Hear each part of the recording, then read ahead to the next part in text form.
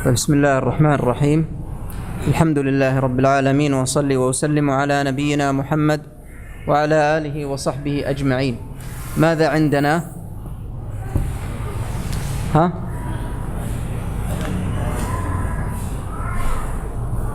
ما هو الدرس؟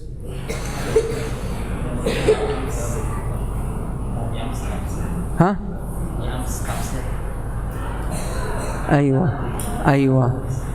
إذن عندنا كتاب الفتن من صحيح البخاري. هو التفسير، إذا بقي وقت أكملناه بالتفسير إن شاء الله، وإلا فإن الأصل المكتوب هنا هو في أي شيء؟ كتاب الفتن من صحيح البخاري.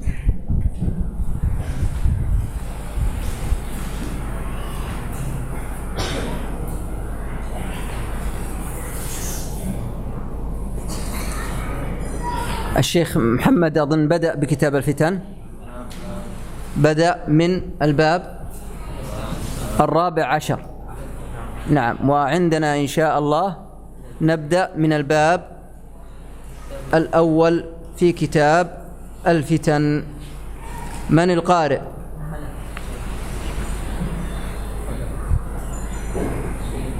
سم الله. ما اسمك؟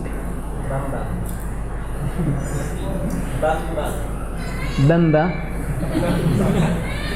طيب، سم الله.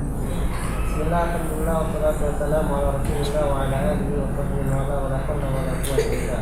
قال المؤلف رحمه الله: بسم الله الرحمن الرحيم. كتاب الفتن. باب ما جاء في قول الله تعالى: واتقوا فتنة لا تصيبن الذين ظلموا منكم خاصة. وما كان النبي صلى الله عليه وسلم يحذر من الفتن. طيب، قال رحمه الله: كتاب الفتن. الفتن جمع فتنة، والفتنة هي الابتلاء والاختبار، والإنسان في هذه الدنيا يتعرض لفتن كثيرة، كفتنة المال، وفتنة الأولاد، وفتنة المرض، وفتنة الصحة، وفتنة النساء، وفتنة الزوجة، وفتن الحروب التي تحصل، وكذلك هناك فتن كثيرة. والعلماء رحمهم الله قالوا إن جميع الفتن تدخل تحت شيئين: إما تحت فتنة الشهوات، وإما تحت فتنة الشبهات. ففتنة الشهوات هي باتباع هوى الإنسان، وأما بالنسبة لفتنة الشبهات فسببها الجهل. هذا بالنسبة للفتن. وليعلم أن الإنسان قد يفتن بالخير، قد يفتن بالخير وقد يفتن بالشر. قال الله عز وجل: ونبلوكم بالشر والخير فتنة. فالإنسان معرض للفتن في هذه الدنيا. ثم قال رحمه الله: باب ما جاء في قول الله تعالى: واتقوا فتنة لا تصيبن الذين ظلموا منكم خاصة.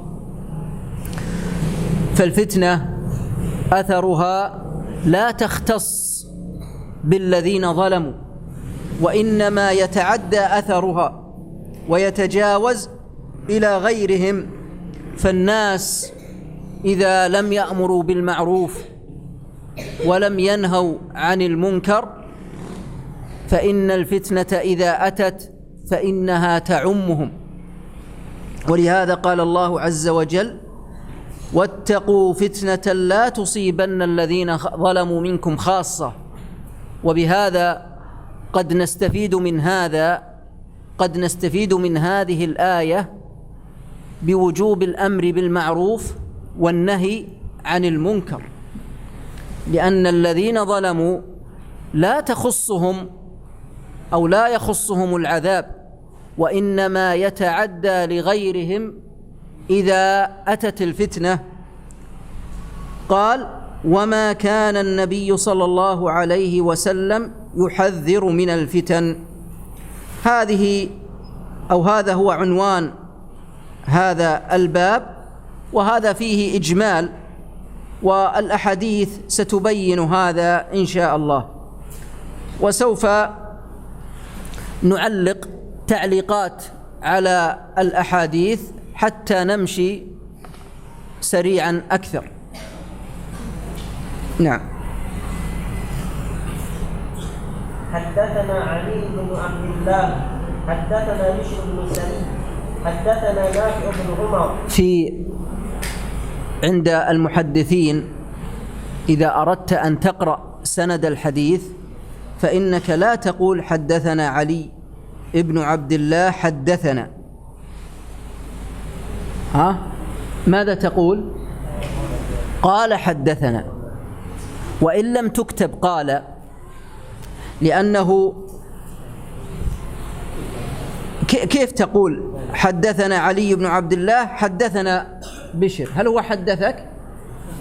لا، هو يحدث عن علي بن عبد الله. واضح؟ نعم. حدثنا علي بن عبد الله قال حدثنا بشر بن سليم قال حدثنا نافع بن عمر عن ابن أبي مليكة قالت أسماء عن النبي لاحظ هنا قال حدثنا علي ابن عبد الله يعني المديني، قال حدثنا بشر بن السري بتخفيف الراء، قال حدثنا نافع ابن عمر عن ابن أبي مليكة قال. نعم.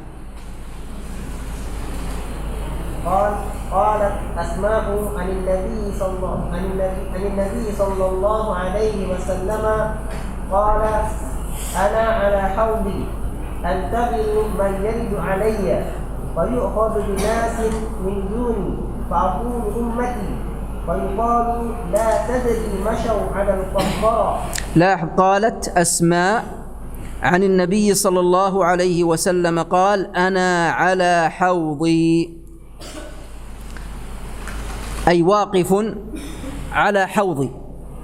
والحوض معروف ويستمد ماؤه من الكوثر. حوض النبي صلى الله عليه وسلم يستمد ماؤه من الكوثر، والكوثر في الجنة.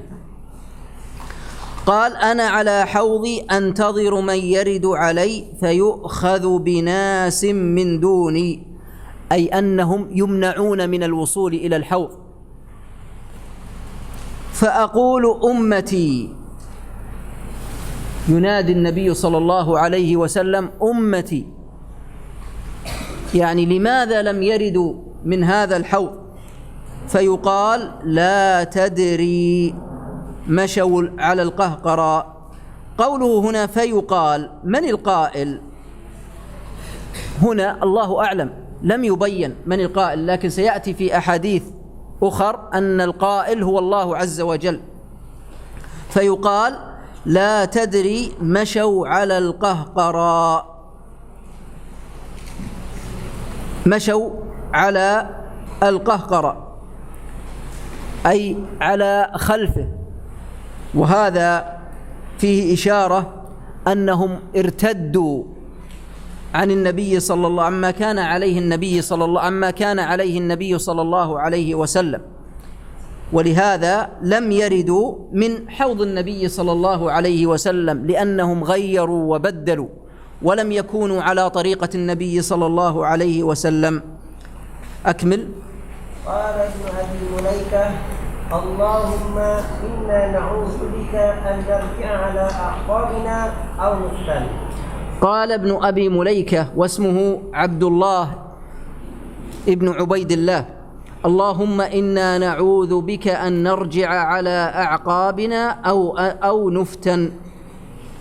وهذا هو الذي ينبغي للإنسان أن يستعيذ بالله عز وجل من الرجوع عما كان عليه النبي صلى الله عليه وسلم، ويسأل الله عز وجل الثبات على الدين لأجل أن يرد من حوض النبي صلى الله عليه وسلم.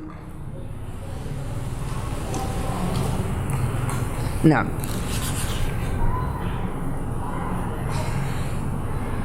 إذن هؤلاء غيروا وبدلوا وافتتنوا فلم يردوا من حوض النبي صلى الله عليه وسلم.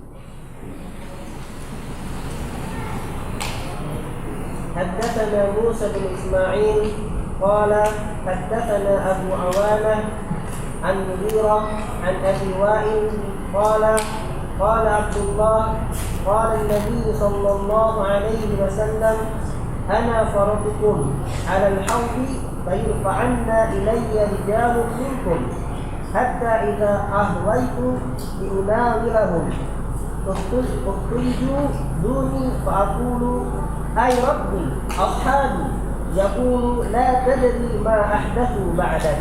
نعم. قال النبي صلى الله عليه وسلم هنا: أنا فرطكم على الحوض، أي سابقكم على الحوض. ليرفعن إلي رجال منكم حتى إذا أهويت لأناولهم اختلجوا دوني، أي منعوا. النبي صلى الله عليه وسلم يريد أن يناولهم من هذا الحوض، ولكنهم منعوا من ذلك. منعوا. لماذا منعوا؟ سيأتي السبب. فأقول: أي ربي. ينادي النبي صلى الله عليه وسلم ينادي ربه عن سبب ذلك: أي ربي أصحابي. فيقول: لا تدري ما أحدثوا بعدك، أي أنهم غيروا وبدلوا ووقعوا في الفتنة. هذه الرواية تبين ما سبق في الرواية السابقة، فيقال: لا تدري. فهنا فيقول: لا تدري ما أحدثوا بعدك. من القائل؟ هو الله عز وجل. نعم.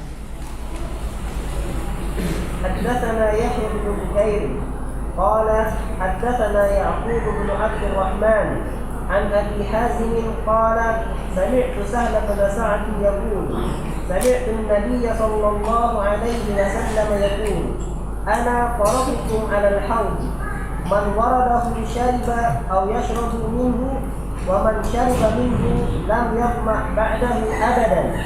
ليلد أو ليلدن علي أقوام أعرفهم ويعرفوني أو ويعرفونني، ثم يحال بيني وبينهم. قال أبو حازم: فسمعني النعمان بن أبي عياش وأنا أحدثهم هذا، فقال: هكذا سمعت سهلا. فقلت: نعم. قال: وأنا أشهد على أبي سعيد الخدري لسمعته يزيد فيه قال: إنهم مني، ويقال: إنك لا تدري ما بدلوا أو ما أحدثوا بعدك، فأقول: سحقا سحقا لمن بدل بعدي. إذن هذه الأحاديث جميعها تدل على أنهم منعوا من حوض النبي صلى الله عليه وسلم لأنهم غيروا وبدلوا فوقعوا في الفتنة.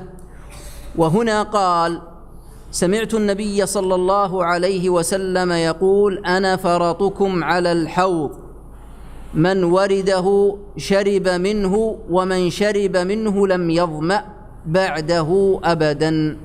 فالذي يشرب من حوض النبي صلى الله عليه وسلم فإنه لا يظمأ بعده أبدا، بمعنى أنه لا يحس بالعطش.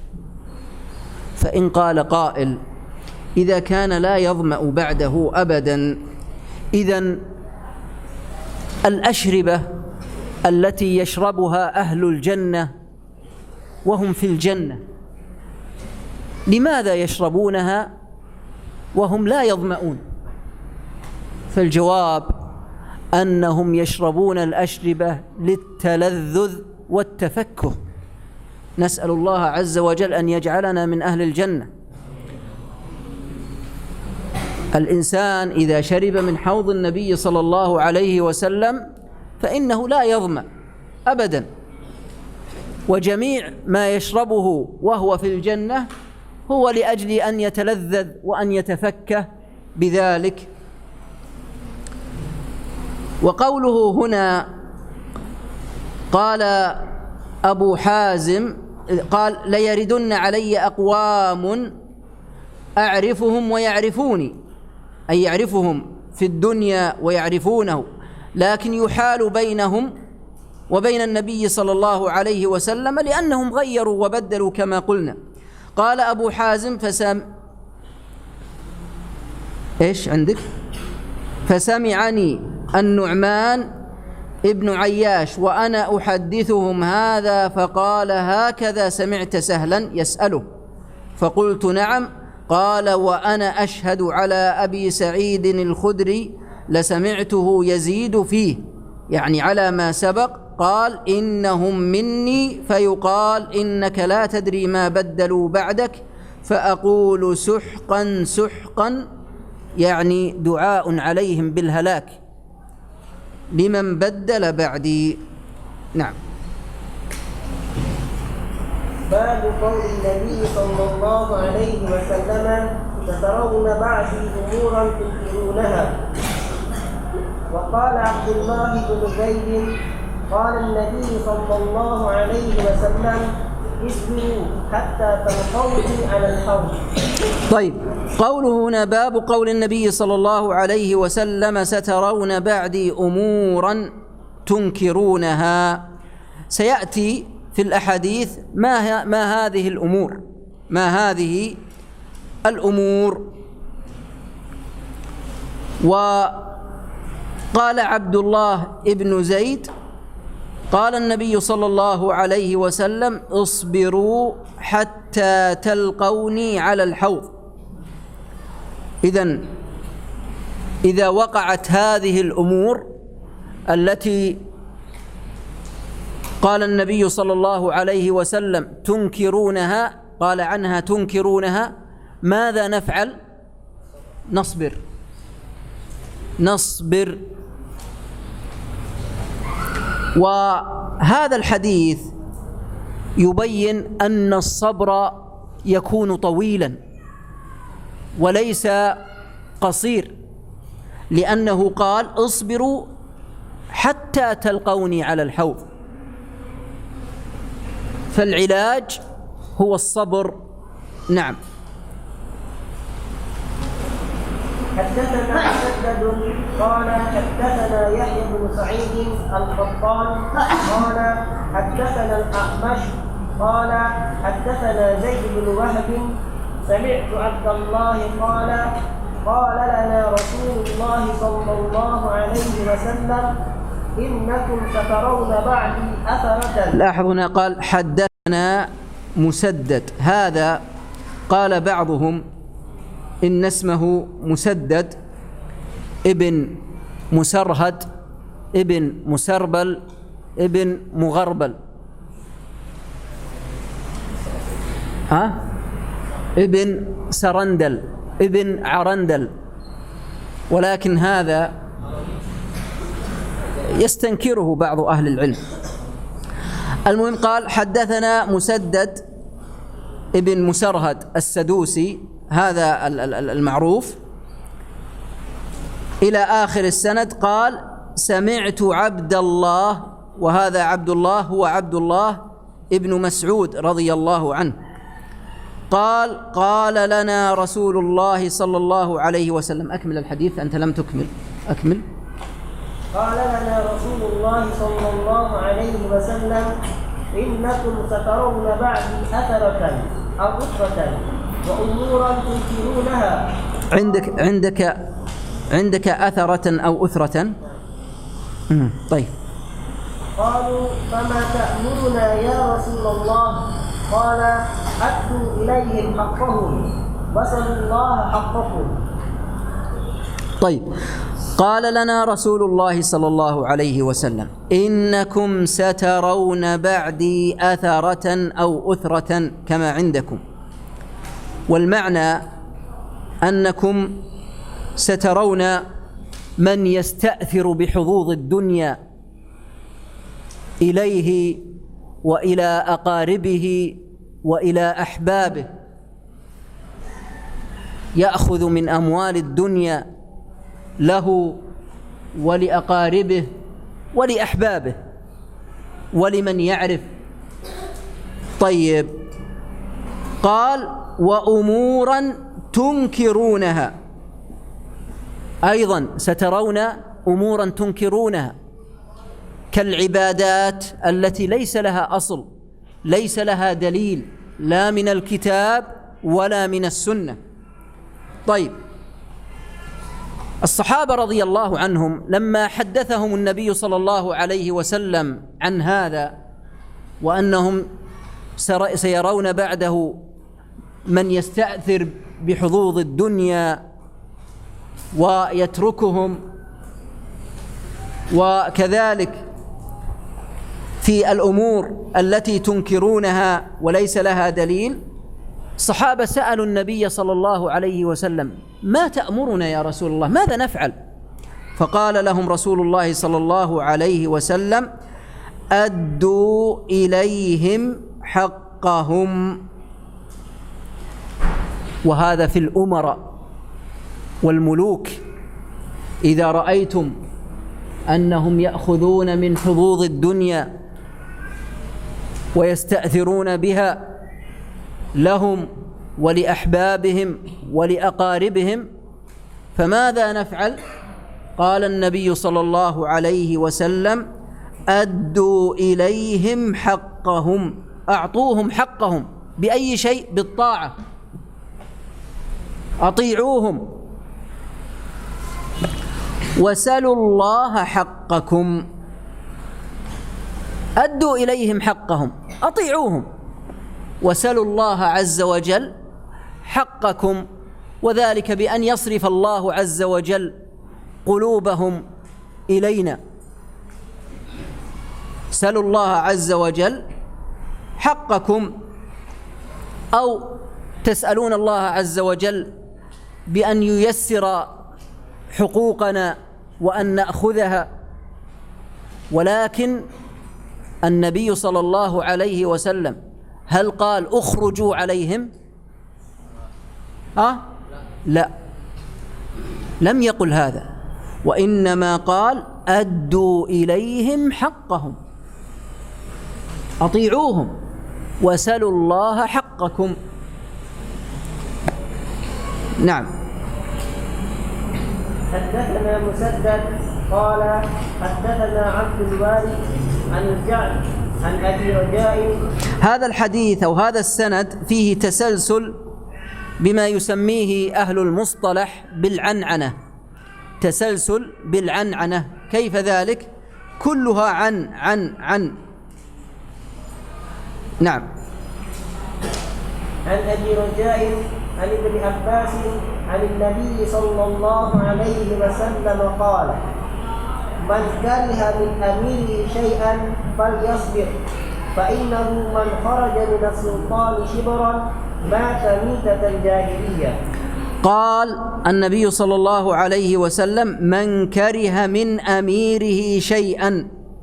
كره من أميره شيئا، شيئا يشمل أمور الدنيا وأمور الدين. شيئا هنا يشمل أمور الدنيا وأمور الدين. إذا كرهنا من أميرنا شيئا في دنياه أو في دينه كذلك أو في أخلاقه أو في سياسته، إذا كرهنا من أميرنا هذا الشيء ماذا نفعل؟ قال النبي صلى الله عليه وسلم: فليصبر. ما قال فليخرج، وإنما قال فليصبر. وسبق في أول الباب أن هذا الصبر طويل أو قصير؟ طويل. النبي صلى الله عليه وسلم في أول الباب قال: اصبروا حتى تلقوني على الحوض. قال: فإنه من خرج من السلطان شبرا مات ميتة جاهلية. وقوله من خرج من السلطان شبرا هذا من باب الغالب، يعني خرج مخرج المبالغة. فلو قال لنا قائل: طيب إذا خرج أقل من الشبر هل نخرج عليه؟ لا، وإنما هذا من باب المبالغة، وما خرج مخرج المبالغة سواء كان قلة أو كثرة فلا مفهوم له. فمثلا قال الله عز وجل في كتابه الكريم: إن استغفر لهم أو لا تستغفر لهم، إن تستغفر لهم 70 مرة فلن يغفر الله لهم. هل معنى هذا أنه إذا استغفر لهم 71 مرة يغفر الله عز وجل لهم؟ لا، وإنما من باب المبالغة. قال: من خرج من السلطان شبرا مات ميتة جاهلية. وميتة الجاهلية هي الميتة التي على ضلال، نسأل الله السلامة والعافية. نعم. حدثنا أبو النعمان قال: حدثنا حماد بن زيد عن الجعد أبي عثمان قال: حدثني أبو رجاء الطارمي قال: سمعت ابن عباس رضي الله عنهما عن النبي صلى الله عليه وسلم قال: من رأى من أميره شيئا يكرهه فليصبر عليه، فإنه من فارق الجماعة شبرا فمات إلا مات ميتة جاهلية. نعم. عن النبي صلى الله عليه وسلم قال: من رأى من أميره شيئا يكرهه فليصبر عليه، فإنه من فارق الجماعة شبرا فمات إلا مات ميتة جاهلية وهي ميتة الضلال. وهذا سبق كالحديث السابق. وقوله هنا فإنه من فارق الجماعة هم الذين اجتمعوا على شرع الله عز وجل واجتمعوا على السلطان، فهؤلاء لا يجوز الخروج عليهم. نعم. حدثنا إسماعيل قال: حدثني ابن وهب عن عمرو عن بكير عن بسر بن سعيد عن جنادة بن أبي أمية قال: دخلنا على عبادة بن الصامت وهو مريض، قلنا: أصلحك الله، حدث بحديث ينفعك الله به سمعته من النبي صلى الله عليه وسلم. قال: دعانا النبي صلى الله عليه وسلم فبايعناه. نعم، وهذا واضح ما فيه شيء. وعبادة رضي الله عنه معروف بأنه روى أحاديث في بيعة العقبة. نعم. فقال: فيما أخذ علينا أن بايعنا على السمع والطاعة في منشطنا ومكرهنا وعسرنا ويسرنا وأثرة أو بثرة علينا، وأن لا ينازع الأمر أهله إلا أن تروا كفرا بواها عندكم من الله فيه برهان. نعم. قال تكملة: فيما أخذ علينا أن بايعنا على السمع والطاعة أي أننا نسمع له ونطيعه في منشطنا ومكرهنا. في منشطنا يعني في حال النشاط والصحة والرغبة، ومكرهنا أي حتى في الحال التي نكرهها فإننا نسمع ونطيع. هذه المبايعة في منشطنا ومكرهنا وعسرنا ويسرنا. في العسر يعني في وجود العسر والصعوبة والمشقة، وفي اليسر كذلك في وقت السهولة والسعة فإننا نسمع ونطيع. قال وأثرة علينا، أيضا نسمع ونطيع عند وجود الأثرة. كيف ذلك؟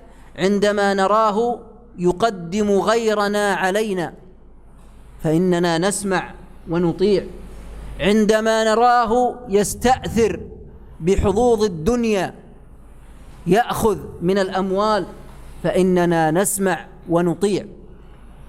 ثم قال وألا ننازع الأمر أهله، ما ننازعه. طيب الآن أتى بهذا الحديث متى يجوز أن ننازع.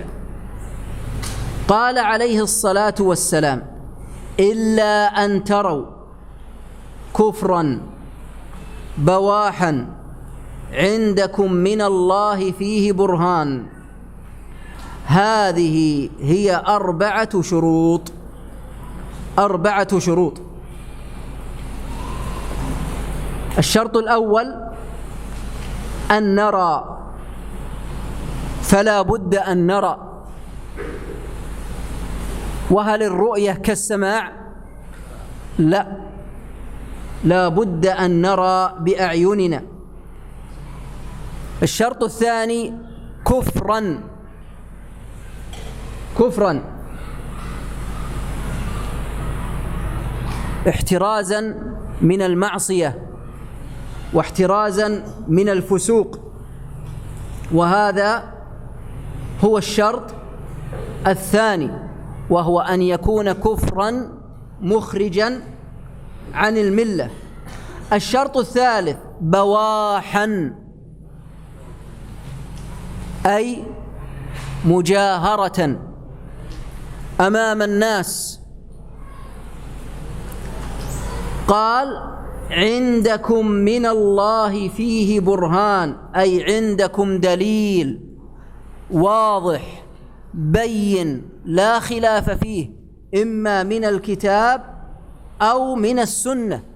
عندكم دليل واضح بين لا خلاف فيه بين العلماء. وبقي شرط خامس وهو قاصمة الظهر. حتى إذا وجدت هذه الشروط ولم يوجد الشرط الخامس فلا يجوز أن الإنسان يخرج، وهو القدرة والاستطاعة. القدرة والاستطاعة. إذن هذه 5 شروط لا بد من توفرها. وأما إذا اختل ولو شرط واحد فإنه لا يجوز، بل إننا نصبر ونسمع ونطيع ولا ننابذ. نعم. حدثنا محمد بن عرعرة قال حدثنا شعبة عن قتادة عن أنس بن مالك عن أسيد بن حضير أن رجلا أتى النبي صلى الله عليه وسلم فقال يا رسول الله استعملت فلانا ولم تستعملني. قال إنكم سترون بعدي أثرة فاصبروا حتى تلقوني. هذا الحديث قال أن رجلا، لاحظ هنا عن أنس بن مالك عن أسيد بن حضير أن رجلا، الرجل هذا هو أسيد نفسه رضي الله عنه، هو أسيد بن حضير نفسه رضي الله عنه، وهذا يسمى عند البلاغيين بأسلوب تجريد، أسلوب تجريد، أي أنه جرد نفسه. قال أن رجلا أتى النبي صلى الله عليه وسلم فقال: يا رسول الله، استعملت فلانا، أي أنك وليته ولم تستعملني، وليته منصبا ولم تستعملني، وهذا الفلان هو عمرو بن العاص رضي الله عنه. فقال النبي صلى الله عليه وسلم: إنكم سترون بعدي أثره فاصبروا حتى تلقوني. لاحظ هنا قال: سترون بعدي أثره، ففيه أنه عليه الصلاة والسلام بيّن أن زمن الأثرة لم يأتي في وقته، لأنه قال: سترون بعدي أثره. وأنا عندما عينت عمرو بن العاص لم أستأثر بهذا، وإنما ولاه لأجل أنه أهل لذلك. قال: استعملت فلانا ولم تستعملني، قال: إنكم سترون بعدي أثره فاصبروا حتى تلقوني. نعم. باب قول النبي صلى الله عليه وسلم: هلاك أمتي على يدي مغيمة سفهاء. طيب، قال: باب قول النبي صلى الله عليه وسلم: هلاك أمتي على يدي أغيلمة سفهاء. أغيلمة تصغير غلام، وتصغيرهم هنا احتقارا لهم، وهو أنهم ليسوا أهلا لذلك. وقوله سفهاء، سفهاء السفيه هو الذي لا يحسن التصرف، ما يحسن التصرف. إن كان أميرا لم يحسن التصرف في الإمرة، إن أعطيته مالا لا يحسن التصرف في المال، وهكذا. قال: هلاك أمتي على يدي أغيلمة سفهاء. ففي هذه أو في هذا الحذر من أن يتولى أمور المسلمين صغير السن صغير العقل، والذي ينبغي أن يتولى أمور المسلمين كبير السن كبير العقل. ونقول كبير السن بحيث لا يصل إلى مرحلة لا يعقل فيها، أو إلى مرحلة يعجز فيها عن تولي هذا المنصب، وإنما يكون قادرا على ذلك. إذن هذا هو الأفضل، أن يتولى أمور المسلمين كبير السن كبير العقل وذو دين. نعم.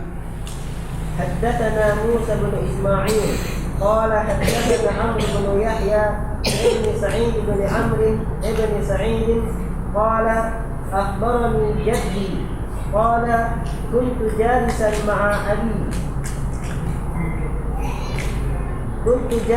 مع أبي هريرة في مسجد النبي صلى الله عليه وسلم بالمدينة، ومعنا مروان قال أبو هريرة: سمعت الصادق المصدوق يقول: هلكت أمتي على يدي أو أيدي ذمة من قريش. فقال مروان: لعنة الله عليهم بالمثل.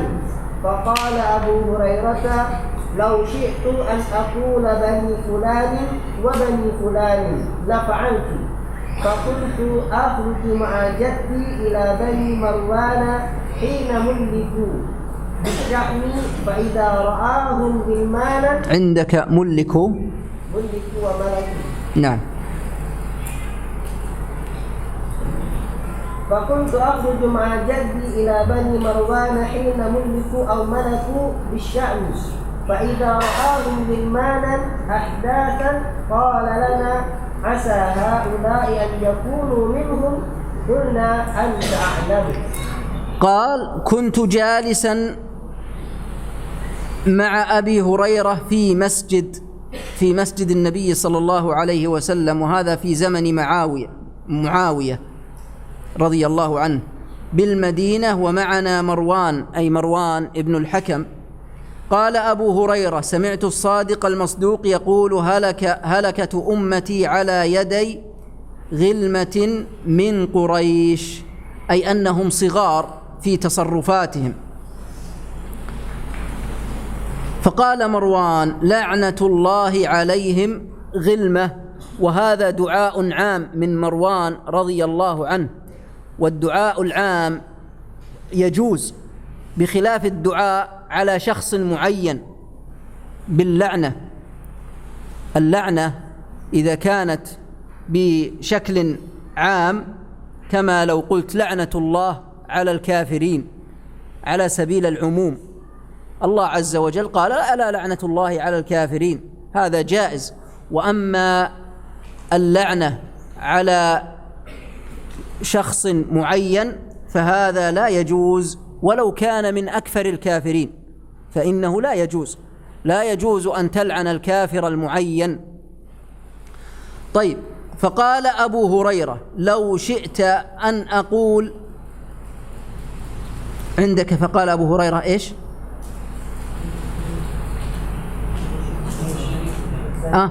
لو شئت أن أقول عندك لو شئت أو لو شئت.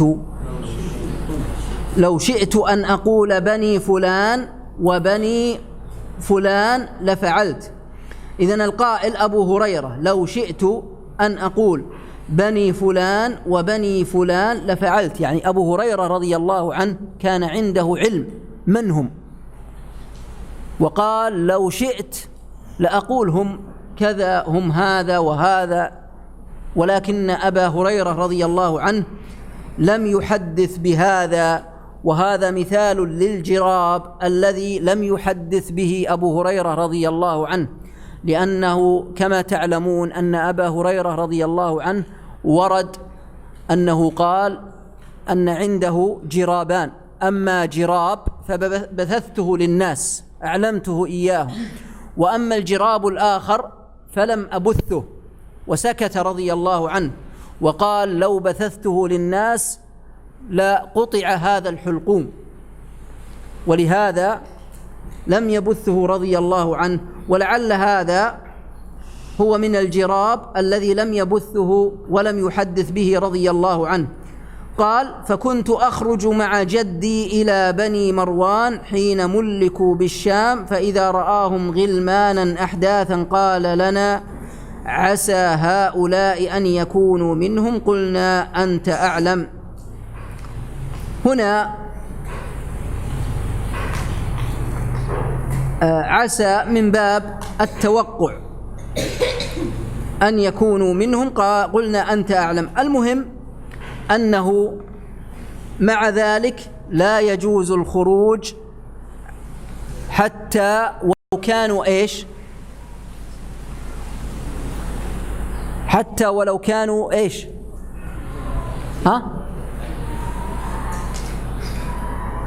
حتى ولو كانوا إذا تولى الإمرة من؟ إيش؟ ارفعوا أصواتكم. غلمة حتى ولو كان غلاما، إذا سفيها فلا يجوز، كما سبق على القاعدة السابقة. فيجب أن نطيع وأن لا ننازع الأمر أهله وأن نصبر.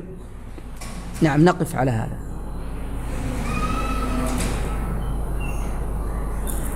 وهذا لا يعني أن الصغير لا يستحق أن يكون أميرا، لا يعني هذا، ولكن هذا على الغالب. فالغالب أن الصغير لا يناسب، هذا هو الغالب، وإنما المناسب هو الكبير لأن الكبير عاصر الدنيا وعاش وصار عنده خبرة ومعرفة. نعم، نقف على هذا. تريدون التفسير؟ تريدون التفسير؟ لا تريدون التفسير؟ والله مشكلة، السكوت يسبب موت الشيخ وموت المعلم. تريدون التفسير؟ لا تريدون؟ تريدون؟ جيد. إذن لعلنا نكمل سورة الفاتحة. طيب، مر علينا في سورة الفاتحة أن الفاتحة لها أسماء، فما هي أسماؤها؟ لها عدة أسماء، فما هي؟ ارفع يدك. ها، ما هي أسماؤها؟ عارف؟ أسماء الفاتحة. أم القرآن، أحسنت. لقمان، أين لقمان؟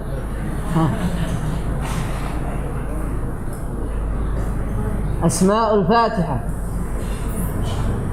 أم القرآن ذكرناه.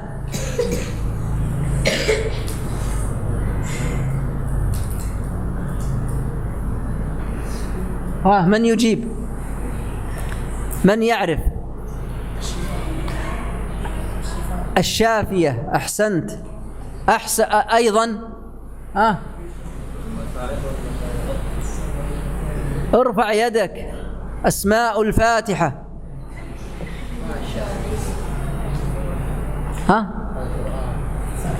ارفع صوتك، لا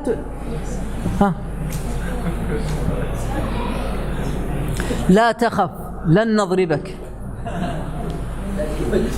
ولا تستحي، فالذي يجيب على خطأ أحسن من الذي يسكت ولا يجيب.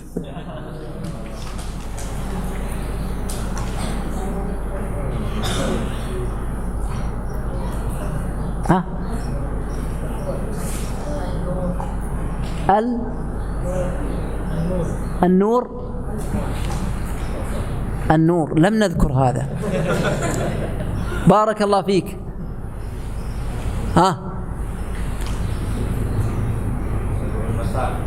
السبع المثاني. أيضا الرقية. نعم. إيش؟ ما أسمع.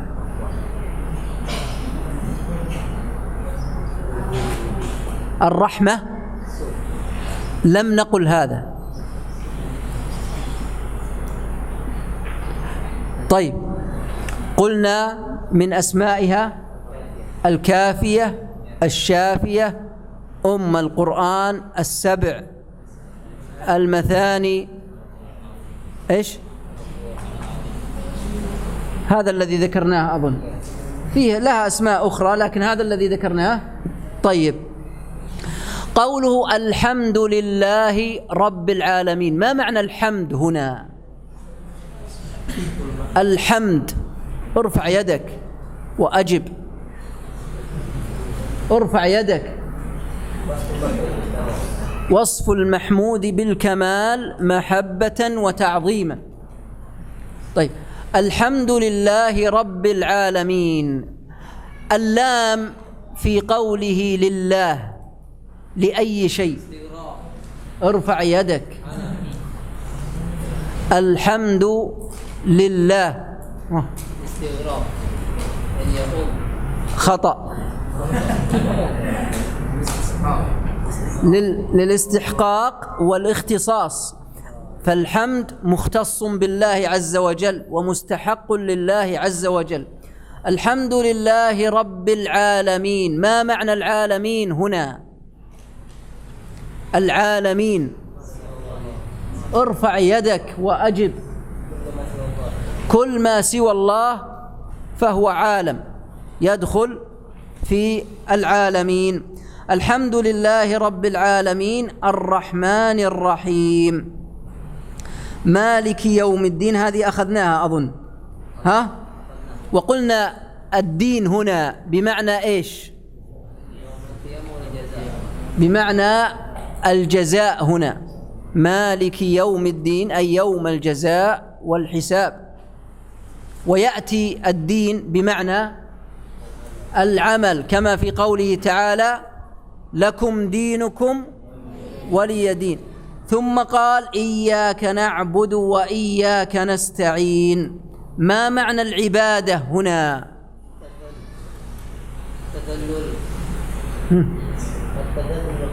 التذلل والخضوع، يعني أننا نعبدك يا الله ونستعين بك. ثم قال اهدنا الصراط المستقيم. وصلنا إلى هذا، اهدنا أي أرشدنا ودلنا وثبتنا. الصراط المستقيم، والصراط المستقيم هو الطريق البين الواضح الذي لا اعوجاج فيه، وهذا الطريق هو الإسلام، وقيل إنه القرآن. إذن هذا هو الصراط المستقيم. وقوله هنا اهدنا، اهدنا الهداية تنقسم إلى قسمين: هداية التوفيق وهداية الدلالة والإرشاد. فتشمل هنا الهدايتين، أي دلنا على الصراط المستقيم وثبتنا عليه ووفقنا إليه. فالهداية هنا تشمل الهدايتين، اهدنا الصراط المستقيم. وقوله هنا اهدنا الصراط، جمهور العلماء قرأوه بالصاد اهدنا الصراط، وبعضهم قرأ الصراط بالسين فيكون إيش؟ اهدنا الصراط. وقرئ بالزاي اهدنا الزراط، لكن الجمهور على الصاد اهدنا الصراط المستقيم. ثم قال صراط الذين أنعمت عليهم غير المغضوب عليهم ولا الضالين. صراط الذين أنعمت عليهم، لما قال اهدنا الصراط المستقيم، هذا الصراط المستقيم وهو طريق الإسلام أو القرآن، من الذي سلكه؟ الذي سلكه هو الذي أنعم الله عليهم، هم الذين أنعم الله عليهم. ولهذا قال اهدنا الصراط المستقيم صراط الذين أنعمت عليهم، لأن الذين أنعم الله عليهم هم الذين سلكوا الصراط المستقيم. ومن هم الذين أنعم الله عليهم؟ وردوا في سورة النساء، قال الله عز وجل فأولئك مع الذين أنعم الله عليهم من النبيين والصديقين والشهداء والصالحين. فهؤلاء الأصناف الأربعة هم الذين أنعم الله عليهم. فقال اهدنا الصراط المستقيم صراط الذين أنعمت عليهم، ثم قال غير المغضوب عليهم ولا الضالين. المغضوب عليهم هم اليهود، والضالون هم النصارى. فاليهود يعرفون الحق ويعرفون الصواب، ولكنهم لم يعملوا بالحق، بعكس النصارى. فالنصارى عبدوا الله عز وجل عن جهل. فالمغضوب عليهم هم اليهود، لأنهم عرفوا الحق ولم يعملوا به، والضالون هم النصارى لأنهم عبدوا الله عز وجل عن جهل. هذه هي سورة الفاتحة. وأما بالنسبة لآمين فهذه ليست من القرآن، ليست من القرآن وليست من الفاتحة. وما معنى آمين؟ يعني اللهم استجب، اللهم استجب. فإذا قرأ الإمام الفاتحة فإنه يقول هو والمأمومون آمين، يعني اللهم استجب هذا الدعاء. انتهت سورة الفاتحة، ونقف على هذا ونكمل إن شاء الله في الدرس القادم. وصلى الله على نبينا محمد وعلى آله وصحبه أجمعين. في سؤال؟ سؤال في اليوم الخميس، اليوم الأمس، أين من أجاب؟ هل أتى أحدكم بالإجابة؟ أين نهاية الآية السادسة؟ صراط الذين أنعمت عليهم، نهاية الآية السادسة. أحسنت. غير المغضوب عليهم ولا الضالين. السابعة. أحسنت. نعم، هذا إذا قلنا بأن البسملة ليست من الفاتحة. نعم. في سؤال آخر؟ ما اسمك؟ ومن أين أتيت بالإجابة؟ ها؟ من الإنترنت. بارك الله فيك، بارك الله فيك. هل وعدنا بجائزة؟ لم نعد بجائزة، الحمد لله.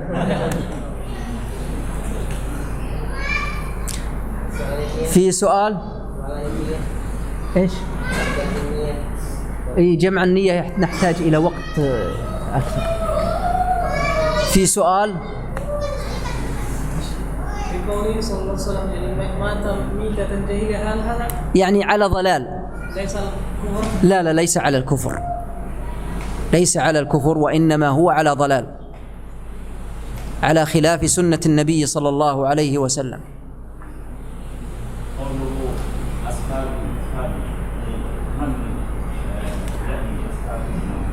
أصحابه هو كل من كان من أمة محمد صلى الله عليه وسلم وخالفوا أمره وخالفوا أمر النبي صلى الله عليه وسلم، فلا يعني هذا أنهم كفار.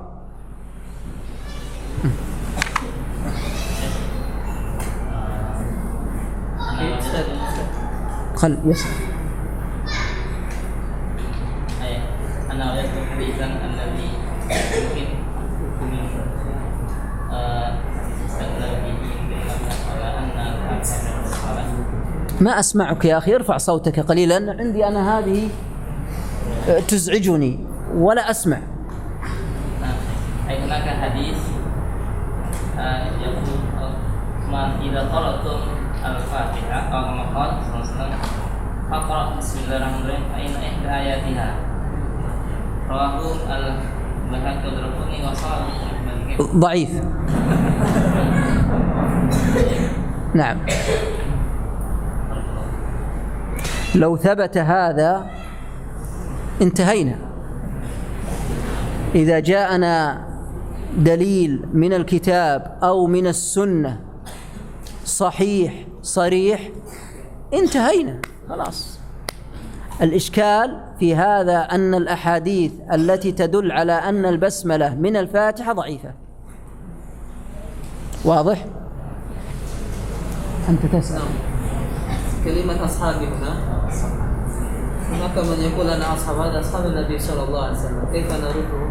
لا، أصحابي كل من غير في سنة النبي صلى الله عليه وسلم وبدل ولم يتبع هدي النبي صلى الله عليه وسلم يعم.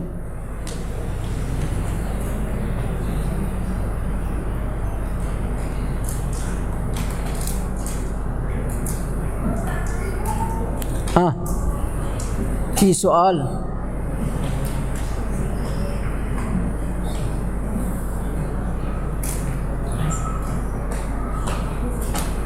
انتهت أسئلتكم؟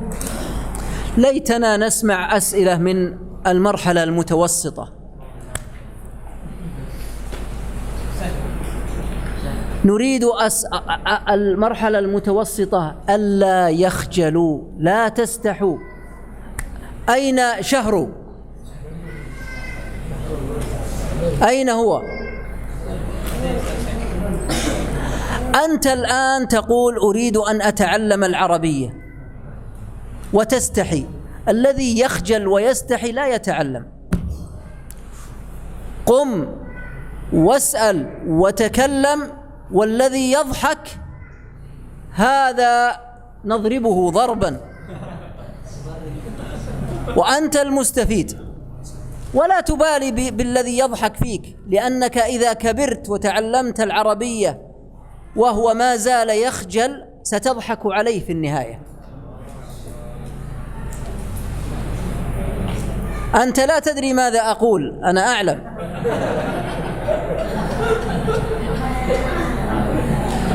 لكنني أنا معك ولست ضدك. أخبره يا أبا ذر، أخبره جزاك الله خير أنني معه وترجم له.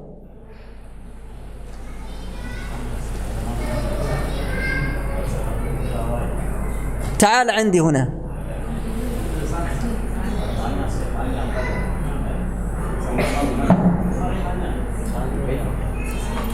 هل عندك سؤال؟ ما عندك؟ أبدا. سؤال في الصلاة؟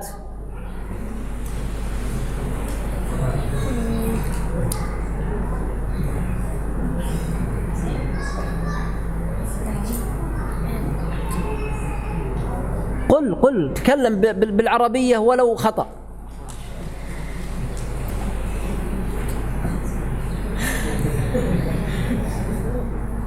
أنا ما عندي سؤال. ما عندك سؤال؟ أحسن. ترجم تعال يا أبو ذر.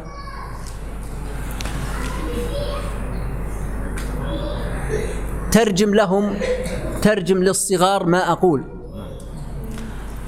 أنا ذهبت إلى دول كثيرة وأقمت فيها دورات. قل لهم هذا، ترجم. beliau mengadakan daurah di berbagai negeri. ومن الدول التي ذهبت إليها دول أفريقية مثل أوغندا وتنزانيا. Di antara daurah yang diadakan saya itu di Afrika, antaranya itu Holanda dan Tanzania. عندهم معاهد ومراكز أقل مستوى من هذا، أقل. Dan mereka punyai itu ma'had yang lebih rendah, yakni mustawa kelas dari sini. وعندهم طلاب صغار في المرحلة الابتدائية، في السادس ابتدائي والخامس والأول متوسط والثاني. Dan mereka punya murid-murid kecil di ibtidaiyah yang sekelas SD di mustawa, yaitu di kelas 2 ataupun kelas 3. وعندهم شروط، وضعنا لهم شروط. من الشروط ألا يتكلم في مدة معينة مع زملائه إلا باللغة العربية وإلا سوف يعاقب. Dan mereka punya syarat, yaitu syarat yang diberikan kepada mereka, tidak boleh berbicara kepada temannya kecuali dengan berbahasa Arab. يجلسون سنة وسنتين وثلاث ثم يكونون ما شاء الله في اللغة العربية. إذا وصل إلى ثالث متوسط أو إلى أول ثانوي تجد أنه يفهم اللغة العربية بطلاقة. dan mereka belajar 1 tahun dan mereka sudah bisa berbahasa Arab. Mereka sudah bisa berbahasa Arab. فأنت نقول لك الآن تكلم حتى لو أخطأت، حتى لو كنت لا تعرف تكلم. إذا أخطأت أنا أصحح لك. أنا أمامك الآن أريد أن أتكلم بالعربية وأنت تتكلم بالعربية، حاول اسأل ما اسم هذا، كيف أفعل، ماذا كذا وكذا، اسأل ماذا تريد، اسأل عن مسألة في الصلاة، حاول أن تفهمني ما هو السؤال حتى تستطيع أن تتكلم باللغة العربية.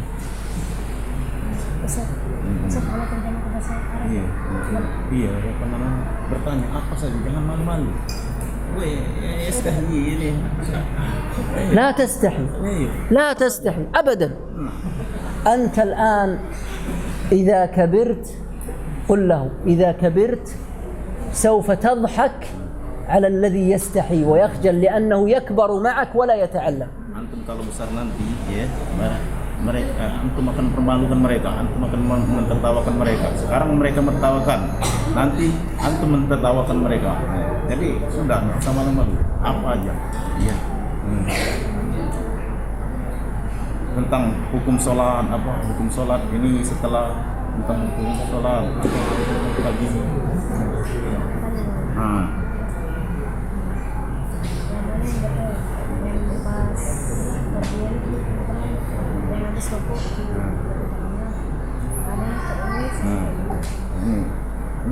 كل كيف ويسأل عن ماذا علشان عن ini بعد الاعتدال من الركوع. اي طيب استرح خلاص يلا لا انت وأنا. ها ما هو سؤالك؟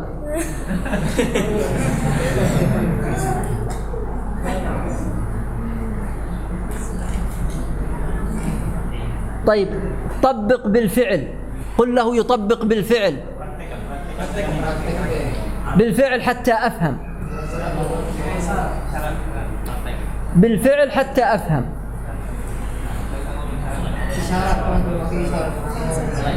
قل له يسأل بالفعل.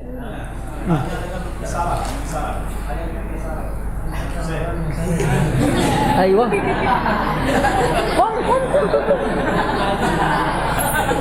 طيب إذا ركعت قل، إذا أردت أن تسأل قل باللغة العربية إذا ركعت هكذا اركع.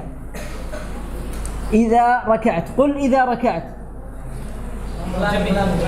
قل إذا ركعت.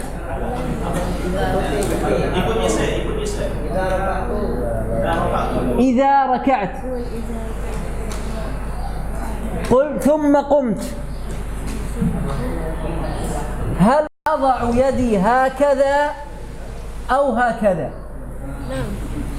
نعم. أنت تسأل الآن، يلا أعد السؤال مرة ثانية لي. قل إذا ركعت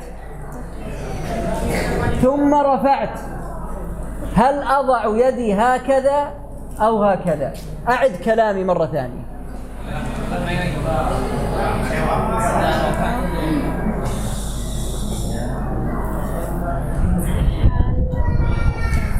إذا ركعت، يلا طبق الركوع. ثم رفعت، هذا هو الرفوع، هذا الرفوع. إذا ثم رفعت هل أضع يدي هكذا أو هكذا؟ أعد السؤال.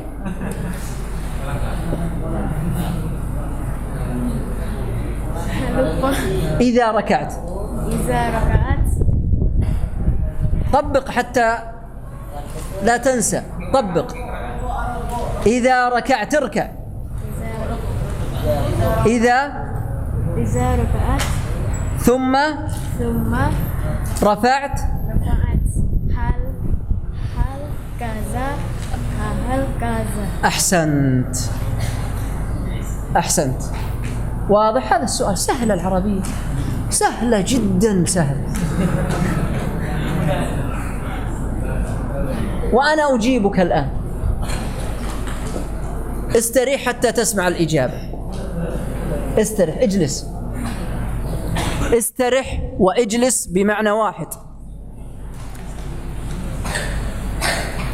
شهر يسأل ويقول: إذا ركعت ثم رفعت هل أضع يدي على صدري أو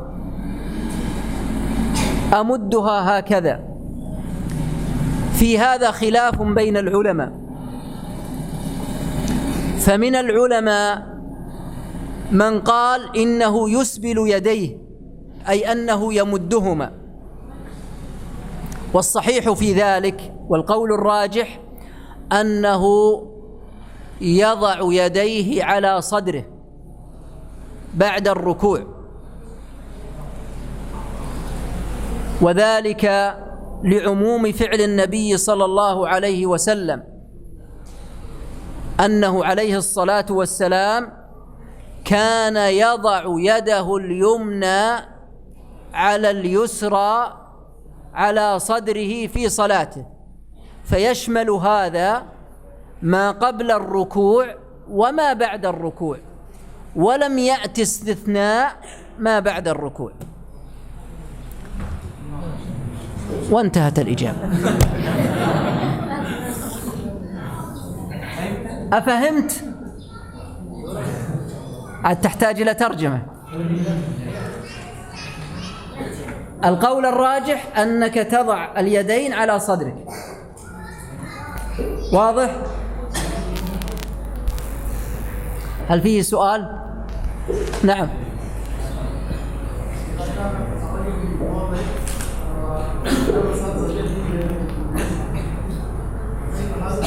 أعد إذا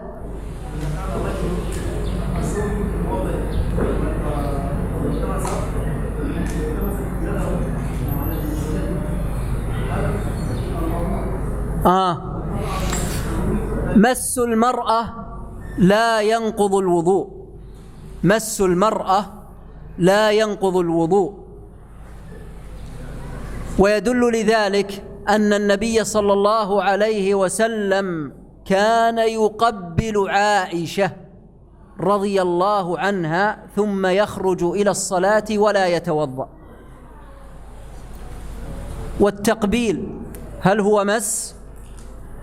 أشد، ومع ذلك كان عليه الصلاة والسلام لا يتوضأ. والله أعلم. تسأل؟ تريد أن تسأل؟ ها؟ هل تريد أن تسأل؟ ما كم باقي على الأذان؟